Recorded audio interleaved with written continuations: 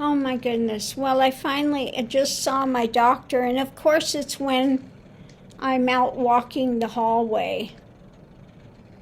So I didn't get to record what he said. But he's from Puerto Rico.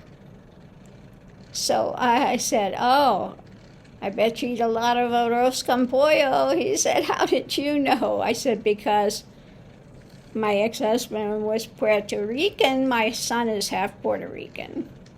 He goes, well, I guess you just can't get away from us. He's so funny. But anyway, he told me what my surgery was. It was, he said, you did not have any diverticulitis. Wasn't that type of diverticulitis. He said, you had something that's very, very, very unusual. I had rectal diverticulitis, and that it was down the rectum part of it, midway down, was like cement. And so, and then I had that fistula that had opened up as well. So he said it was a very complicated surgery, very unusual. He said, you have these two things there that are supposed to be hard. Well, the one when they put it in water, to check it was, he said it was blowing bubbles like a sieve. So he had to go in. He had no other option but the ostomy.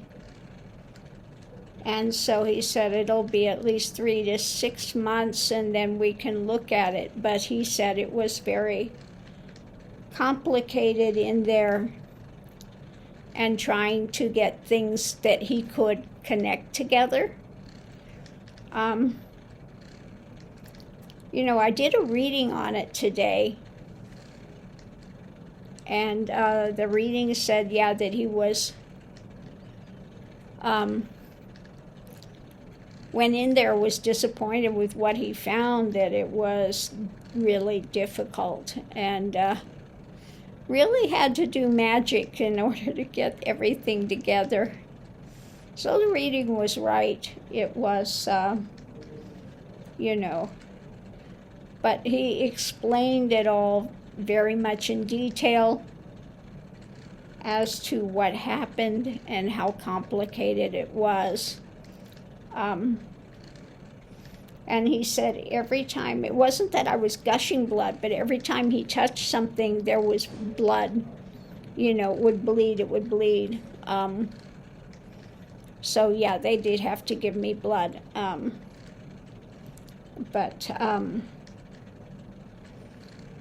He went in thinking it was regular diverticulitis, and he said there was no diverticulitis at all there. It was something very unusual, very, very unusual and complicated. So he was really happy that I was out walking the hall. They said I did a really good job. I went out and I walked the whole way down and the whole way up to the nurses and the whole way back again. So they were really happy with that. And all this time I'm thinking I have to pass gas rectally. No, it comes out in the ostomy, and I've had, it's been, with air in it. So he touched it and he said, oh my God, it's full of gas. So I said, well, it would have been nice if somebody would have told me that, because they're telling me I've got to pass gas, and I'm thinking rectally. So anyway, he said that there's a ostomy care place, and my ostomy is kind of inverted. So I have to have some special things in there so it doesn't leak. He said they do make some for an inverted one. So I'll have to go there and have to get some special things for that. Because you definitely don't want leakage. don't want that. And then my Robert came in, the nurse, and said, "Oh, you take out the catheter now." I said, "Well, how am I going to go to the bathroom?" He goes, "Well, just get up and go to the bathroom." I said, "I can't get out of bed by myself." I said, "And when you ring the nurse's thing, it's a half an hour before somebody comes, and then it takes 5 minutes to get me out of bed. That is not going to work, okay? I am not to that point. I cannot get out of bed by myself yet." So I told him, "There's no way you're taking that catheter out at this moment, because I'll be wetting the bed, wetting myself. I know my body and what I can do and what I can't do, and I cannot lift myself up out of bed yet." So I told him, "No way you're taking that out now." So, anyway, that's what's going on here. I did finally find out what the surgery was. And it wasn't diverticulitis at all. So I'm going to have to look that up. What is diverticulitis of the rectum? I've never heard of that.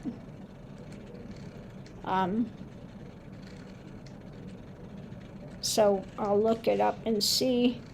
But I finally am going to get to have fluids and foods pretty soon. Yay! Yay! I really need it, because I was this morning, I'm hungry, I'm lightheaded, I'm very weak feeling, and it's because I've had no nourishment. So that should help. Having a sharp pain. I've been feeling nauseated and stuff because I haven't had anything. So anyway, mystery solved. And I'm really glad I had him as a surgeon. He knows his stuff for sure. But the reading that I did said, yeah, he was, facing a loss when he went in there, because he had to come up with a new idea. He was facing a loss. He had to come up with a new idea. And that's exactly what it was. And he really had to perform magic. So what is had to perform magic, because it was really toxic and really a difficult surgery. So the reading was right on with what was happening with that. So I'm going to leave that here.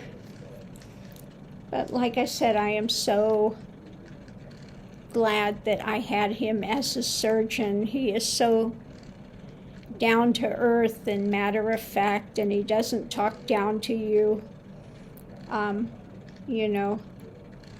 So yeah, he said he was off the last 2 days. He slept for 2 days. I don't doubt it, because he was having so many back-to-back surgeries. So yeah. Anyway, on that note, I'll see you online.